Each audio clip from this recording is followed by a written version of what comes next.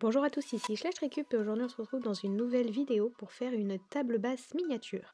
Donc pour ça, nous aurons besoin de carton, de feuilles de papier, de colle liquide pour le montage et en stick pour coller le papier et le carton, d'un crayon de papier pour tracer les traits, ainsi que d'une règle pour tracer également des traits, et des ciseaux pour les découper. Enfin, il vous faudra quelque chose pour faire la couleur de votre table et moi, puisque je voulais une table en bois, j'ai choisi le pastel sec. Donc pour commencer, on va prendre le carton et tracer le haut de la table, donc un rectangle de 7 par 5 cm.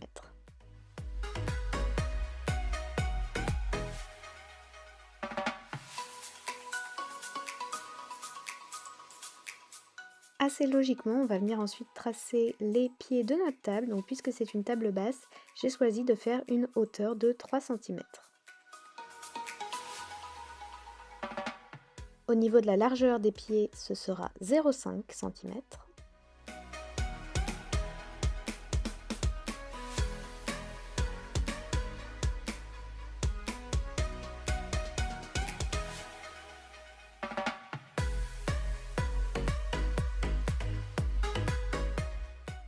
Donc pour faire l'arrondi, je viens prendre le milieu et tracer un trait de 0,5 cm. Ça va marquer le point le plus proche de la table de notre arrondi.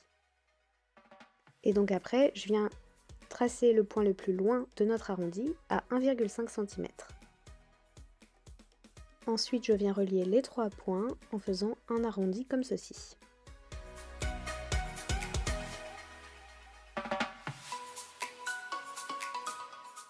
De la même manière, je viens tracer une ligne parallèle à l'arc de cercle que je viens de faire, tout simplement pour permettre d'avoir une bande pleine en dessous des rayures ajourées.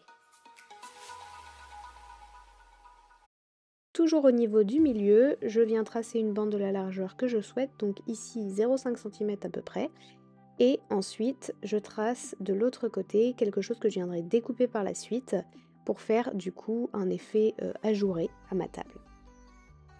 Parce que ça m'est arrivé plusieurs fois, je vous conseille de mesurer avant la longueur que vous avez pour faire cette alternance, histoire de ne pas vous retrouver à la fin avec pas assez pour faire un plein, mais beaucoup trop pour faire un vide.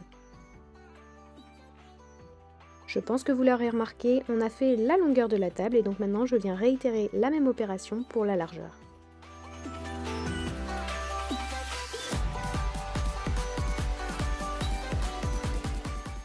Une fois qu'on a fini ces trois pièces, donc ce que je vais faire, c'est que je vais venir les découper comme ceci.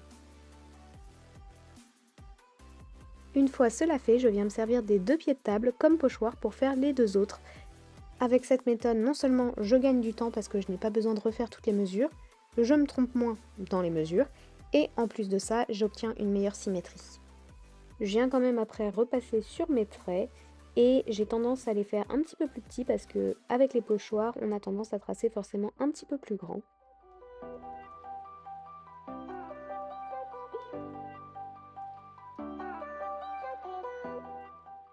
Et une fois cela fait, je viens terminer de découper le pied.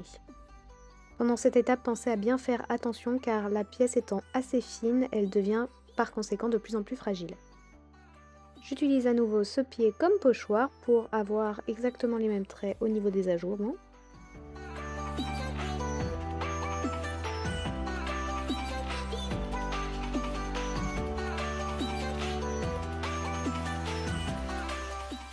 Et une fois tous mes pieds tracés, je viens évidemment tout découper et je vous passe cette étape.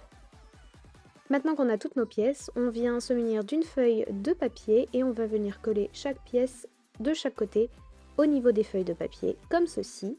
Attention, si vous avez une feuille de brouillon avec un côté imprimé et un autre non imprimé, pensez à coller du côté imprimé et pas du côté non imprimé, sinon forcément vous aurez les impressions du côté non souhaité.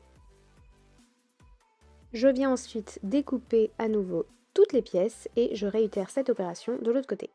Après cette étape, place à la couleur. Donc moi personnellement j'ai choisi de faire un effet bois, et qui dit effet bois dit pastel sec. Donc là vous pouvez me voir choisir les couleurs qui vont faire ma base claire, et je vais venir égrener un petit peu chaque pastel et rajouter de l'eau pour faire un petit peu une sorte de peinture. Si comme moi vous ne voulez pas tacher la surface sur laquelle vous travaillez, je vous conseille de prendre une feuille comme ceci afin de bien badigeonner vos pièces. Si à cette étape vos feuilles gondolent, pas de panique, en général en séchant ça dégondole et sinon il y a toujours possibilité de recoller le papier après coup. N'oubliez pas de bien faire les côtés de chaque pièce avec un pinceau en général plus petit, c'est plus facile.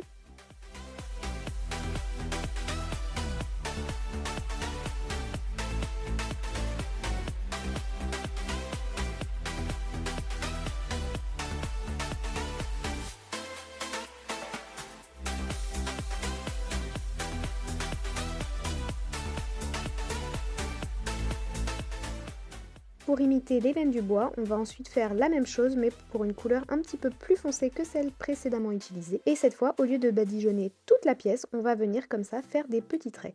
Plus vous avez un pinceau fin, plus vos traits évidemment seront fins. Et de même, il faut le faire de manière assez rapide pour avoir des traits le plus fins possible.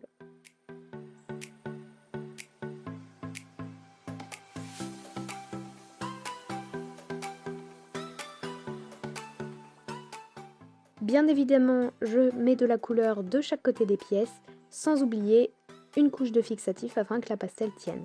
J'ai ensuite rattrapé les petits bouts de papier qui se sont décollés avec mon ciseau pour être plus précise dans l'application de ma colle. Il vaut mieux repasser après coup qu'avant, puisque avant, s'il y a eu de la colle sur le papier, le pastel ne tiendra pas.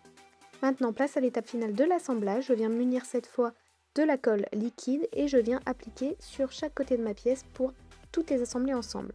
Comme vous pouvez le voir, je pose la pièce pour m'assurer que ce soit collé bien droit, mais quand vous faites ça, faites attention à ne pas laisser la pièce trop longtemps parce que sinon la colle va sécher et du coup coller votre feuille avec votre pièce.